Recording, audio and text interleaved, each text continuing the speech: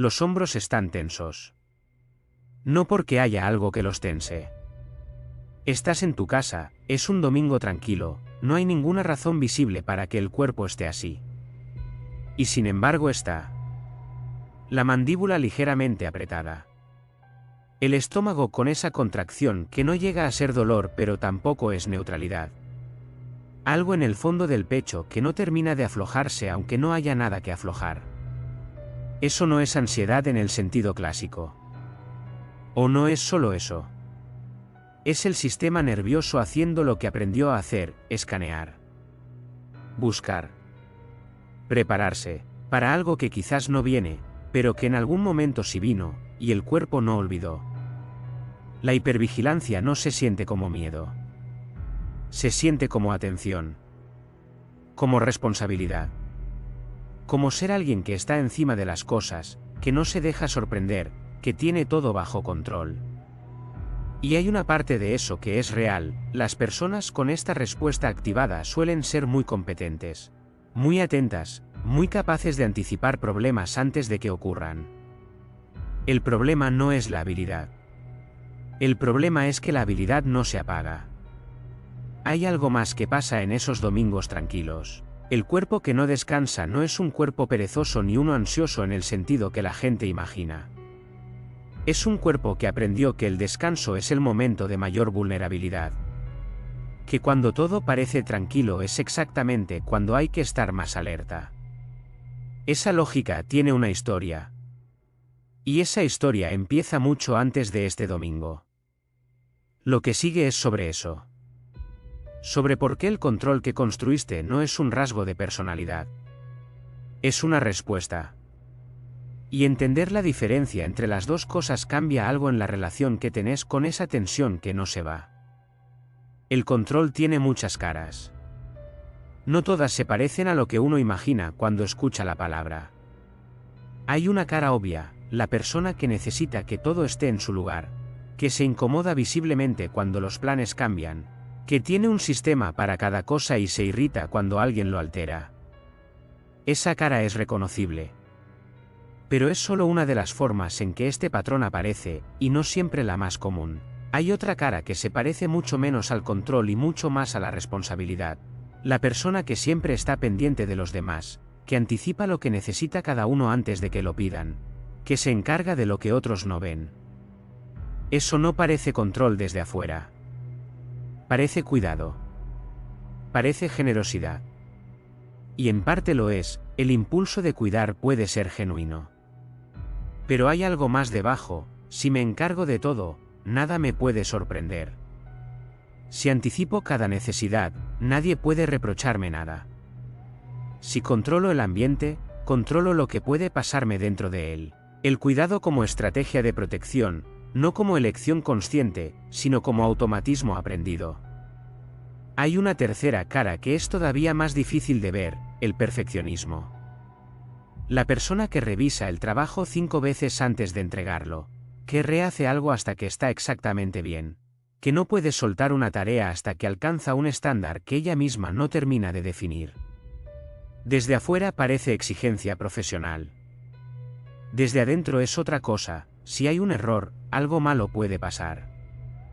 No sabe exactamente qué, pero el sistema nervioso sí lo sabe. Lo aprendió hace mucho tiempo en un ambiente donde el error tenía consecuencias que el cuerpo no olvidó. Y desde entonces, hacer las cosas perfectamente es la forma de mantenerse a salvo. No de fracasar. De estar a salvo. Y hay una cuarta cara, quizás la más silenciosa de todas, la evitación selectiva. La persona que no procrastina exactamente, que es funcional, que cumple, pero que evita ciertas conversaciones, ciertos vínculos, ciertos contextos emocionales. No porque no quiera estar ahí, sino porque en esos lugares el control se vuelve más difícil, y cuando el control se vuelve más difícil, algo en el cuerpo se activa de una manera que no quiere experimentar. La conversación difícil que se posterga indefinidamente. El vínculo que se mantiene a cierta distancia. El contexto donde las cosas no son predecibles y por eso se evita. Todas esas caras tienen algo en común que es importante nombrar, producen resultados. La persona hiperatenta detecta problemas antes de que ocurran. El cuidador anticipatorio tiene relaciones donde se siente necesario. El perfeccionista entrega trabajo impecable. El que evita los contextos de riesgo tiene menos conflictos. Desde afuera, en general, estas personas son vistas como competentes, confiables, responsables. Y eso hace que sea muy difícil preguntarse si lo que está debajo del funcionamiento tiene un costo que no aparece en ningún resultado visible.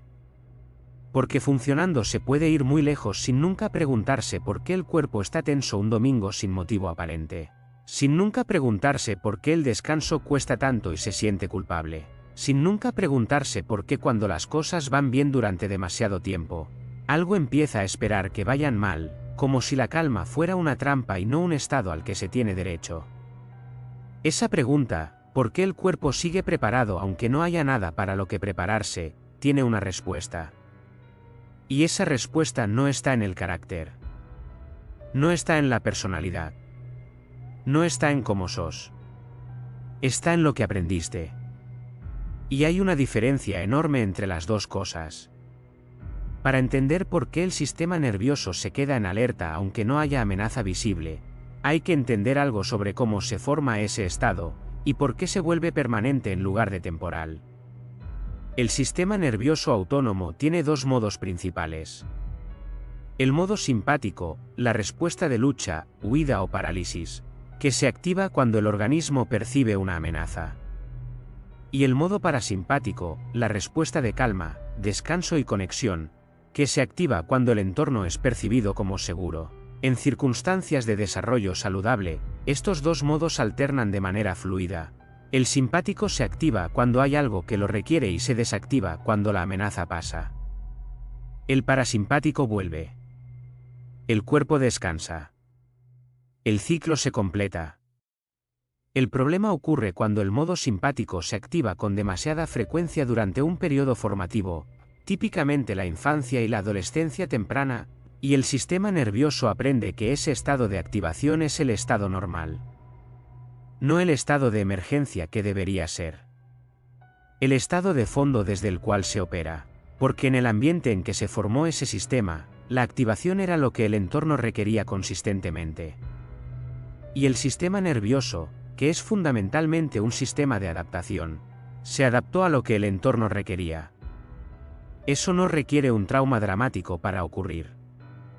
No requiere abuso ni abandono en el sentido que la mayoría de la gente imagina cuando escucha esas palabras. Puede ocurrir en hogares donde había tensión crónica que nunca se verbalizaba, donde nadie gritaba, donde en la superficie todo parecía funcionar, pero el ambiente emocional de fondo era de imprevisibilidad, de exigencia, de amor condicionado a ciertos comportamientos. El sistema nervioso del niño lee el ambiente emocional del adulto que lo cuida antes de leer cualquier otra cosa. No porque sea inteligente o sensible en un sentido especial, sino porque esa lectura es una función de supervivencia. Y si ese adulto estaba crónicamente activado, ansioso, tenso, emocionalmente inaccesible, o presente físicamente pero ausente emocionalmente, el sistema nervioso del niño aprendió a activarse también. Como sincronización. Como adaptación al ambiente en que tenía que existir. También puede ocurrir en entornos donde el amor era real pero condicional de una manera específica, donde el afecto dependía del rendimiento, donde equivocarse tenía un costo emocional alto, donde la aprobación era incierta y había que ganársela constantemente. En esos entornos, el niño aprende rápido que estar atento, anticipar, prepararse, controlar lo que puede controlarse, produce resultados mejores que relajarse. Que la vigilancia es funcional. Que el control protege. Y ese aprendizaje, que fue completamente racional dado el contexto en que se formó, se convierte en el sistema operativo desde el cual funciona el adulto. Bessel van der Kolk, en su investigación sobre cómo el cuerpo registra y guarda las experiencias de estrés sostenido, documentó algo que es fundamental para entender esto: el cuerpo no guarda solo recuerdos narrativos, guarda configuraciones. Estados fisiológicos que se activan en respuesta a señales que el sistema nervioso aprendió a asociar con peligro. Y esas señales pueden ser muy sutiles, muy alejadas de lo que uno imaginaría como una amenaza real. Un tono de voz que recuerda algo, un silencio que dura un segundo más de lo habitual. La sensación de perder el control sobre una situación pequeña, la incertidumbre sobre lo que viene. El sistema nervioso no distingue entre la amenaza original y la señal que la recuerda. Responde a las dos de la misma manera. Eso explica el domingo tranquilo con los hombros tensos. No hay peligro, pero hay algo que el sistema nervioso aprendió a asociar con el momento previo al peligro. La ausencia de actividad, el tiempo libre sin estructura, el espacio sin tarea. La ausencia de algo que controlar. Y el sistema, que aprendió que ese tipo de calma era la antesala de algo que requería preparación, se prepara. No porque algo malo vaya a pasar, sino porque en algún momento ese estado fue la respuesta correcta. Y el cuerpo, que aprende mucho más rápido de lo que desaprende, no sabe que ese momento ya pasó. El control, entonces, no es una elección de carácter. No es como sos, es lo que el sistema nervioso aprendió a hacer en un ambiente que lo requería. Y eso cambia completamente cómo se puede relacionar con él. El patrón tiene una característica que lo hace especialmente resistente: produce resultados. Y los resultados lo confirman como estrategia correcta, lo que hace que el sistema lo refuerce, lo que hace que el costo siga acumulándose en silencio mientras la estrategia parece seguir funcionando. El primer costo es el agotamiento. No el agotamiento de haber trabajado demasiado, el agotamiento específico de haber tenido el sistema de alerta activado de manera permanente.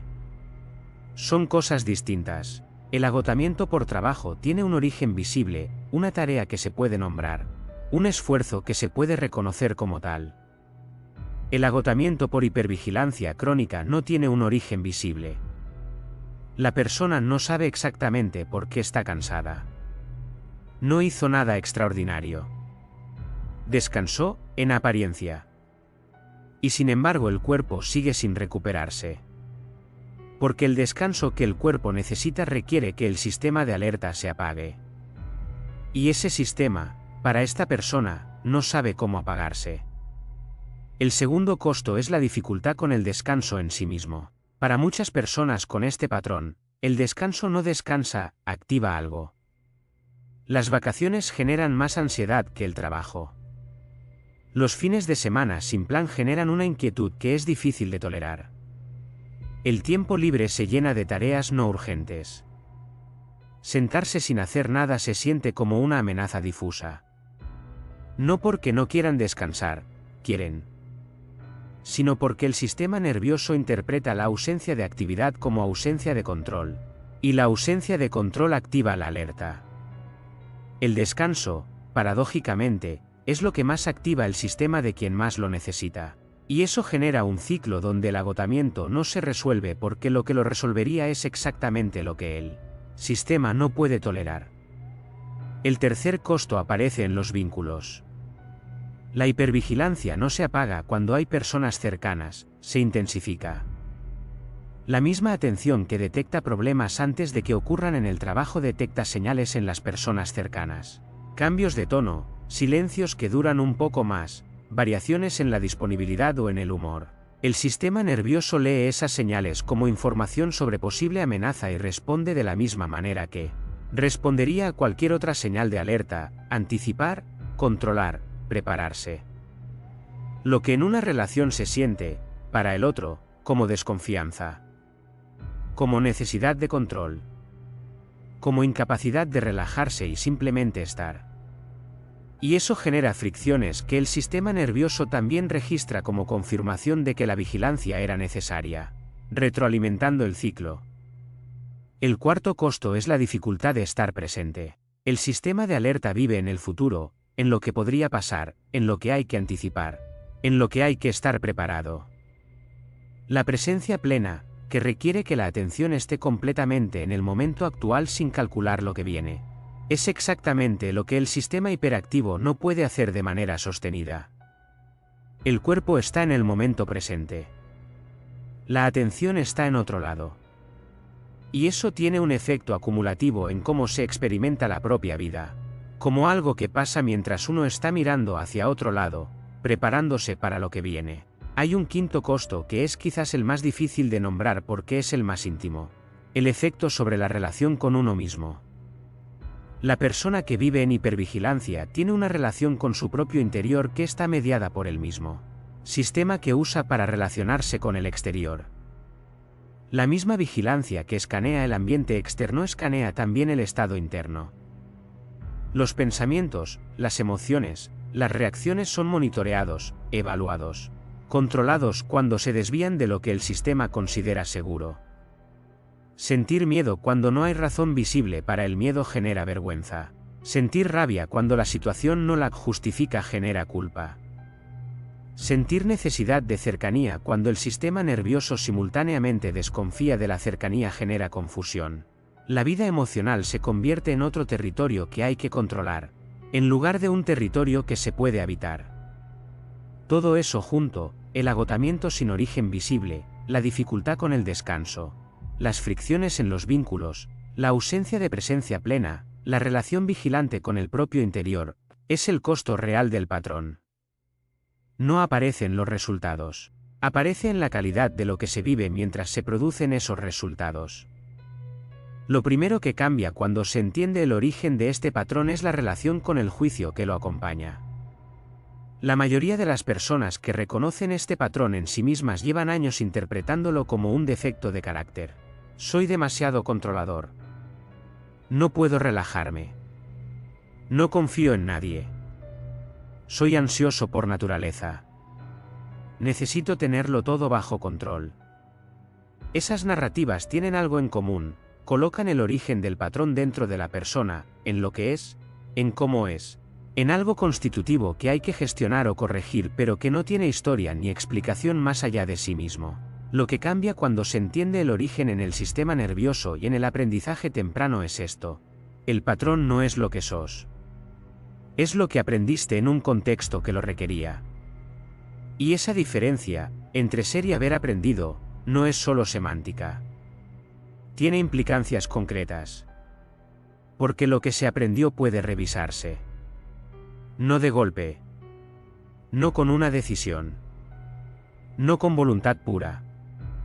Pero puede cambiar. Y eso abre algo que la narrativa del defecto cierra completamente: la posibilidad de que las cosas sean diferentes. La posibilidad de que el cuerpo aprenda, gradualmente, que hay contextos donde el nivel de alerta puede bajar sin que ocurra ninguna catástrofe. Lo segundo que cambia es la relación con las señales del cuerpo. Cuando se entiende el mecanismo, la tensión de los hombros un domingo deja de ser evidencia de que algo está mal con vos y se convierte en información. El sistema nervioso está activado. ¿Qué lo activó? Probablemente no algo del presente. Probablemente algo que se parece a algo del pasado, una sensación de pérdida de control, una incertidumbre sobre lo que viene, la ausencia de una tarea que organice el tiempo. El sistema está respondiendo a una señal aprendida, no a una amenaza real. Esa lectura, de señal en lugar de defecto, no resuelve la activación en el momento. Pero cambia la respuesta.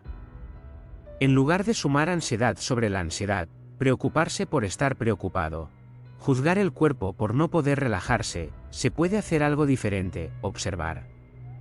El sistema está activo. No hay amenaza visible.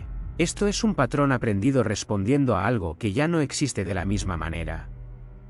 Y en ese espacio entre la señal y la respuesta automática, ese espacio pequeño que se abre cuando hay comprensión, hay un poco más de libertad de la que había antes. Lo tercero, y esto es quizás lo más concreto, es la posibilidad de practicar la tolerancia a la incertidumbre en dosis pequeñas y graduales. No eliminar el control de golpe, eso no funciona y produce más activación, no menos. Sino encontrar contextos donde haya un poco más de incertidumbre de la que el sistema tolera cómodamente, y sostenerlos sin hacer nada para reducirla. Un domingo sin plan que se sostiene sin inventar una tarea. Una conversación que no se controla ni se anticipa y se deja ir a donde va. Un error que se deja estar sin reparar inmediatamente. Una situación incierta que se habita sin resolver. Cada una de esas experiencias, sostenidas sin catástrofe. Le dice al sistema nervioso algo que ninguna comprensión intelectual puede decirle por sí sola. Este nivel de incertidumbre no destruye nada. Lo cuarto es la posibilidad de distinguir entre los contextos que realmente requieren el sistema de alerta y los que no. Porque el problema no es que el sistema de alerta exista, es adaptativo, es útil. Hay situaciones que genuinamente lo requieren. El problema es que está activado de manera indiscriminada, sin distinción entre los contextos que lo necesitan y los que no. Aprender a hacer esa distinción, a reconocer cuando la alerta es una respuesta informada a algo real y cuando es una respuesta automática a algo que se parece a algo del pasado, es parte del trabajo. Y lo quinto, que es quizás lo más importante y lo más difícil, la posibilidad de reconocer qué fue lo que en su momento requirió esta respuesta. No como ejercicio de culpabilización, ni de uno mismo ni de los adultos que estuvieron ahí, que en general también estaban haciendo lo mejor que podían con los recursos que tenían, sino como acto de reconocimiento. Algo pasó que requirió esta adaptación. Esa adaptación fue inteligente. Funcionó. Y ahora hay suficiente seguridad, no perfecta, pero suficiente, como para empezar a revisar si todavía hace falta en la misma medida. Volvamos al domingo. A los hombros tensos sin razón aparente. Ahora hay un poco más de mapa para leer lo que está pasando. La razón no está en el domingo, está mucho antes. Está en el sistema nervioso que aprendió, en algún momento que ya no podés precisar con exactitud, que prepararse era la única manera de estar a salvo. Que anticipar era más seguro que confiar. Que el control, aunque costoso, era preferible a lo que podía pasar si se soltaba. Ese aprendizaje fue correcto en su contexto. No fue una falla. Fue una adaptación inteligente a un ambiente que lo requería, y el sistema nervioso hizo exactamente lo que tenía que hacer. El problema no fue aprender. El problema es que el aprendizaje no se actualizó cuando el ambiente cambió. Que el sistema sigue respondiendo con las respuestas que fueron útiles en un contexto que ya no existe, en un ambiente que ya no tiene las mismas características, con un organismo que ya no tiene las mismas limitaciones que tenía entonces. Ese desfasaje, entre la respuesta aprendida y el contexto real, es donde vive la tensión del domingo. Donde vive la dificultad para descansar, donde vive la necesidad de controlar lo que ya está bajo control. Lo que no cambia con entender esto es el patrón inmediatamente. El sistema nervioso no se reestructura por tener información sobre cómo funciona. La comprensión intelectual es el primer paso, y es importante, pero no es suficiente por sí sola. El sistema se reestructura con experiencia repetida. Con la acumulación de momentos donde la incertidumbre fue tolerada sin catástrofe. Con el aprendizaje corporal, no solo cognitivo, de que hay contextos donde el nivel de alerta puede bajar y nada malo ocurre. Ese proceso es lento, no es lineal. Tiene avances y retrocesos que forman parte del proceso, no evidencia de que no está funcionando. Lo que sí cambia con entender esto es la relación con el patrón. Que en lugar de ser algo que sos y que tenés que gestionar indefinidamente, se convierte en algo que aprendiste y que podés, gradualmente, con paciencia, sin exigencia de velocidad ni de perfección en el proceso, revisar. No para eliminarlo completamente. El sistema de alerta tiene valor, hay situaciones que genuinamente lo requieren. Sino para que deje de ser el estado permanente y pase a ser una herramienta. Algo que se activa cuando la situación lo requiere y se desactiva cuando no lo requiere. Que el cuerpo pueda estar tenso cuando hay algo real para lo que estar tenso, y suelto cuando hay un domingo tranquilo que no exige nada. Eso no es un objetivo que se alcanza de una vez. Es una dirección. Un proceso que tiene distintas velocidades según las personas, según los contextos, según los recursos disponibles. Algunas personas lo transitan con acompañamiento terapéutico. Otras con trabajo corporal, otras con vínculos que funcionan como contextos seguros donde el sistema nervioso aprende, de a poco, que la confianza no siempre destruye. No hay una sola forma de recorrer ese proceso, y ninguna es definitivamente mejor que las otras. Lo que sí es común a todas las formas es el punto de partida, reconocer que la tensión que no se va no es quien sos. Es lo que aprendiste. Y lo que se aprendió puede, con el tiempo, con la experiencia adecuada, con algo de paciencia hacia el ritmo del cuerpo, desaprenderse. No completamente.